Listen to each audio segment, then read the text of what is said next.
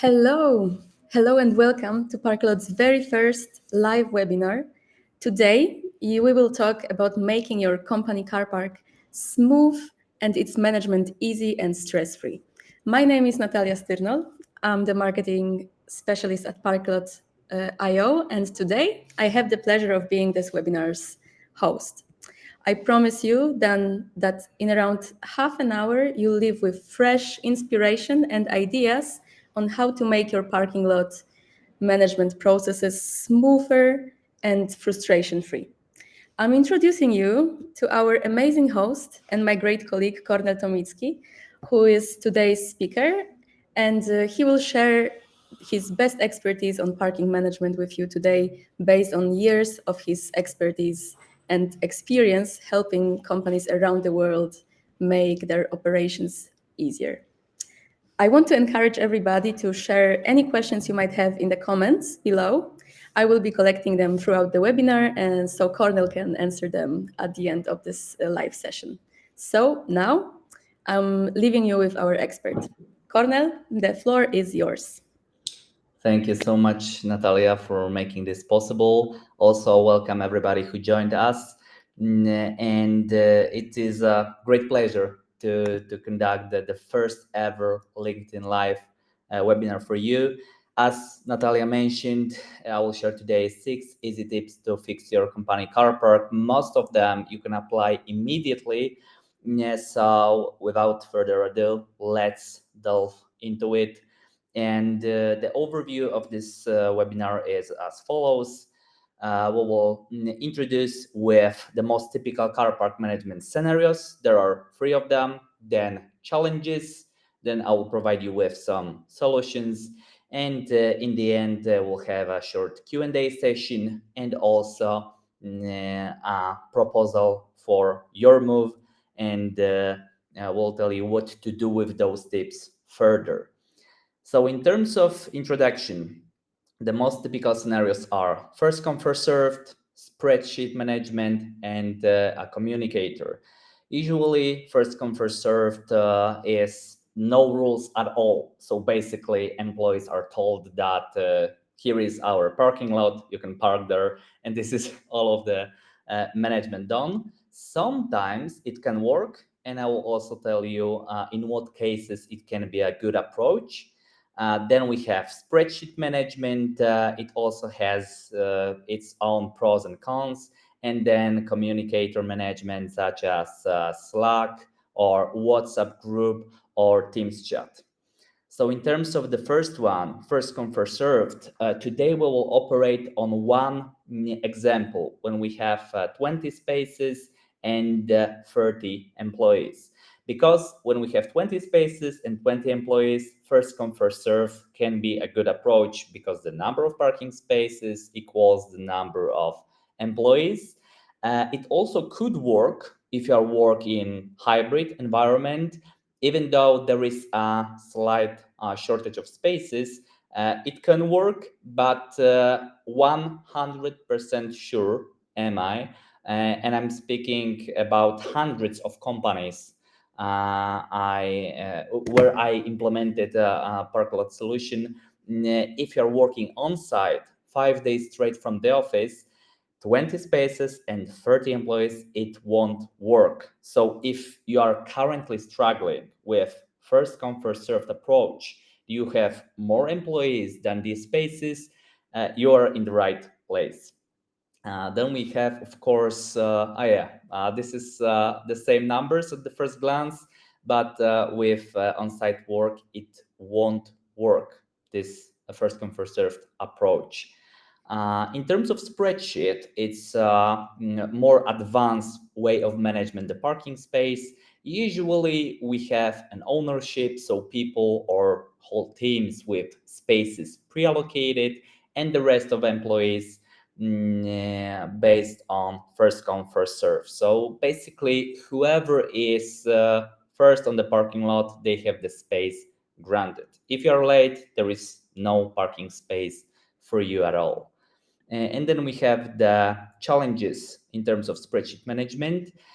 I see this over and over again.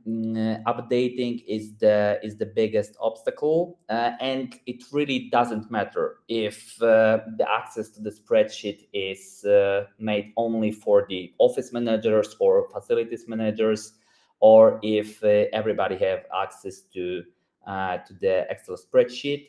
It's also prone to mistakes. So the spreadsheet may be a good solution for you, but mistakes and updating it and having real time availability, it's nearly impossible. Also, the mobile access, it's one of the biggest hurdle, because the mobile app and the desktop app isn't synchronized at all. In terms of communicator, the same case, ownership and first come first served scenario for the others, and having a communicator introduced as a way of managing the parking lot has their own disadvantages. Firstly, it's difficult to keep track of updates because everyone has to constantly scrolling the Slack communicator, the WhatsApp group, all of the messages, and it equals 24/7 availability from your side because you don't know when the space will be released. Also, it's time consuming, both for end users, so people who'd like to reserve a parking space, and also for facilities office managers to make any specific order within this approach. So the very best thing about all of those three approaches in solving the problems connected with them is basically one short sentence, 3 words, is to make people accountable. And this is the topic we'll explore further on today's session. Moving to the first tip, get a tool. And if you have first come first served scenario right now, it may be for you. And there is a very good question I am very often asked. So, Cornel, what is better, spreadsheet management or a communicator management? And there is no perfect answer to this question. However, if you ask yourself a couple of questions before introducing a tool, it may help you. So you have to take into consideration the number of spaces. If you have, for example, smaller car park, the communicator might be a better solution for you. Then the second topic is the shortage of spaces, and the third topic is permanent allocation. In ours today example, we prepared the case that the ownership is both with comes with both types of management, but it's not every case it's not exactly the same. So usually the more spaces you have pre-allocated to people, the more chances are that a communicator is for you. If you have a huge number of spaces, let's say 50, 60 and more, and a lot of people, then the spreadsheet will be more convenient. Let's get to the second tip. It might sound controversial, but in reality, obligatory space confirmation will do perfect work for you in terms of utilization. And usually it's used for spreadsheets. And in terms of example, it's a very basic thing because you can add a column to the Excel spreadsheet, of course, as a parking lot manager, and then tell people that they have to obligatory place X if they're coming to the office. Also, if you set up the deadline, let's say you have to confirm until 10 a.m. The day before the reservation, it will help you with first keeping people accountable and have real time availability in your Excel spreadsheet. Of course, it all equals with increased accountability from the people side. Also, what is very important here, you have to keep your standards. If you tell your staff that every space shall be confirmed until 10 a.m., the confirmations after 10 a.m. should be non-valid. Then we have the tip number 3, and it's establishing the rules. And in this case, we'll use the communicator as an example. And it's also not complicated. Setting a booking window, let's say from now on, you can reserve 7 days ahead every Friday on specifically dedicated channel, let's say Slack channel. You can reserve the space, or of course, if you're an owner, please let others people know that your space won't be used, let's say on Monday. And this can greatly help you in terms of the whole management of the parking lot, and of course reducing the chaos and making people stress less in terms of parking spaces. Okay, so the tip number 4 is prioritizing some groups of employees. Mostly, I say it in terms of spreadsheet management. We can set up a group ownership because it will decrease competition. So, for example, people who are living very, very far from the office can be granted a shared pool of spaces, and then the other employees won't be able to book it. The benefit of this tip, the benefit of this approach is that people who are living far away from the office will know that they don't have to race for the spaces. And of course, they will have more trust to the whole process of the parking management, and the other people will know exactly which pool of spaces is for them to book. Okay, the tip number 5, reservation allowance. This is the roughest one. Usually, when I mention it on the demo call, it's not it's not pleasant. However, it's highly effective, and it can be used both for the spreadsheet management and communicator management. It can be introduced as weekly reservation limit or even monthly reservation limit. It's always depends on the number of spaces and number of employees. With smaller car parks, weekly limit will work more. If you have bigger car park, of course, monthly period can work better. In a hybrid model, with 3 days work on site, I would suggest to set up maximum 2 bookings per week. And of course, if you're working 4 days on site, I would suggest 3 days bookings per week. So always -1. And of course, we have to test this solution. So I'm not telling you right now that it will solve all of your problems, but it will make people more accountable in sense that they would be enforced to plan their week beforehand, which will of course help you as a parking lot manager and of course administrator. So in terms of tips which can be very easily applied and also in a timely manner, this is all. But of course, all of those tips are connected with a manual approach. So let me share with you the last tip, number 6, which will help you the most, and this is automating your company car park.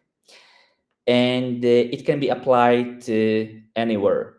If you have first come first served spreadsheet management, communicator management, it doesn't matter, because when you automate your company car park, you will see that all of the spaces are available in the real time.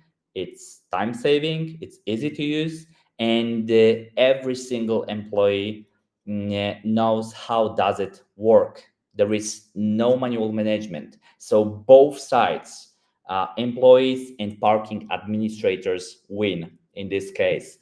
And on today's webinar, we would like to help you in terms of beginning your whole journey with automating company car park and offering 30 days free of charge trial period, of course, at Parkalot.io.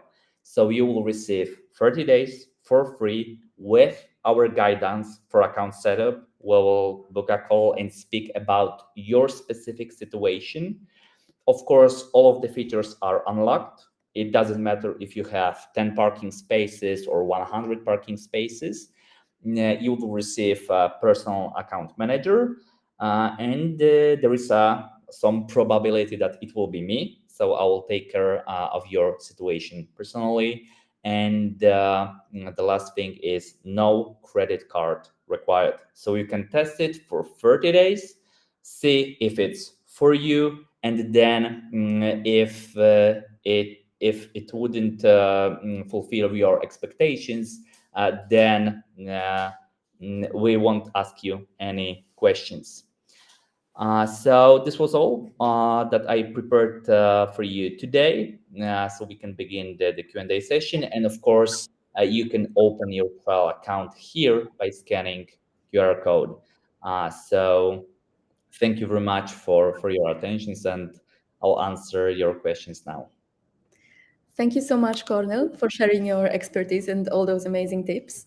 I've collected some questions from our clients, and one that was quite pertinent, I think, to this webinar was a case of a client who managed their car park with a spreadsheet. They established all those, I mean, some of the rules about, the deadline, all of that.